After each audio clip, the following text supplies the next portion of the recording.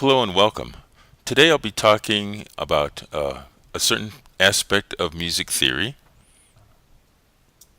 My name is Dr. David Dolatowski and I'm a tutor with the Songwriting School. And I'd like to have my today's topic be on clef signs. And I'll be going over the treble, bass, and also the C clef, which is a movable clef.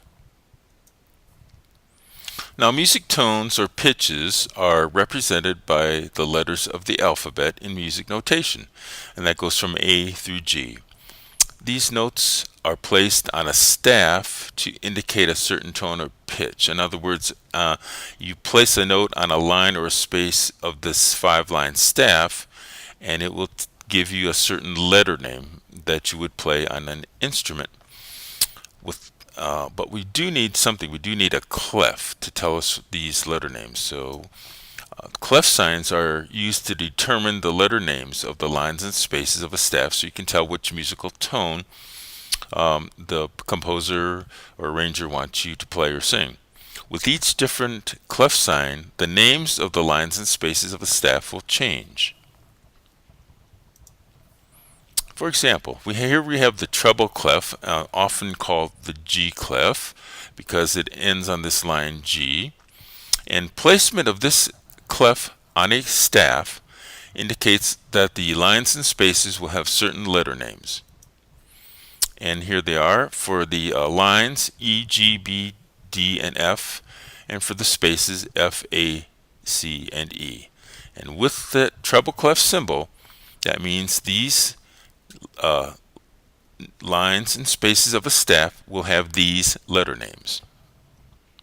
If we use a different clef sign, and this one's the bass clef, the lines and the spaces, or the names of the lines and spaces, now change.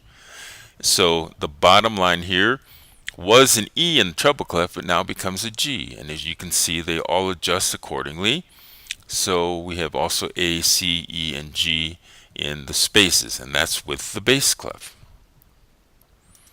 And one more clef, the C clef, also referred to as a movable clef, because of where it is positioned on the staff.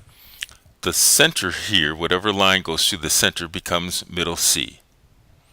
And this clef, you'll see in a couple examples later how it will move up or down, and that will change the position of that note C. Right now it's an alto clef. It's in the position where it's called an alto clef. And this is what violas would read. So I actually play viola, and so I'm quite used to reading the alto clef. And now the bottom line here, instead of an E like in the treble clef or a G like in the bass clef, becomes an F. And so all these are adjusted, F, A, C, E, and G, and then G, B, D, F are the spaces. And this again, in that position, that clef is called the alto clef. And so the three clefs that we looked at before, treble, bass, and alto, we have a note that's placed on the second space from the bottom in each of the different clefs. And as you can see, when it's on this same space in treble clef is an A, indicates the note A. And that's the vibration 440 hertz. And that's a very specific A because that's what the orchestra tunes to.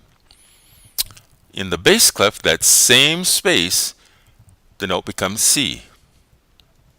And in alto clef, that same space, that note becomes a B. So again, let's go back to that alto clef or C clef actually. When it's in these other positions, it has a different name. You saw the alto clef where the middle line goes through the center. When we place it up here, it's called a tenor clef. And if you play cello or bassoon, you've probably seen the tenor clef. Here's a couple that you probably haven't seen. When this movable clef is placed in these two positions, it becomes the mezzo-soprano clef or the soprano clef. Now, believe it or not, centuries ago, people used to read clef signs like this that were more movable. Right now, we pretty much are settled, into treble clef, bass clef, and alto and tenor. But there was a time when these movable clefs were used quite frequently. Here's an example of early music, probably at the end of the Middle Ages in Gregorian chant. There's this little symbol right here, and that was what the clef sign used to look like. And as you can see, they used to use only a 4-line staff, and they put a clef sign to indicate the starting pitch or the fundamental pitch. They didn't have scales back then. They had modes, which is another topic in music theory, but that was their version of the scales, and that clef sign indicated like their tonic or their do, their starting pitch. A couple more little variations to let you know about. There's a treble clef and a bass clef, and they have an 8 sign, a letter 8 below them. And that means that whatever note you place on the staff will sound an octave lower than written. So why do we use that? Well, this is sometimes used in choral music. When the tenors read treble clef, the male voice is pitched an octave lower than the female voice. So the tenors will sometimes read treble clef with an 8 below it, and that just means that their voices sound an octave lower. And over here, the 8 below the bass clef is often found in double bass music, string bass, acoustical bass, because that instrument, when whatever note is on the staff, it sounds an octave lower.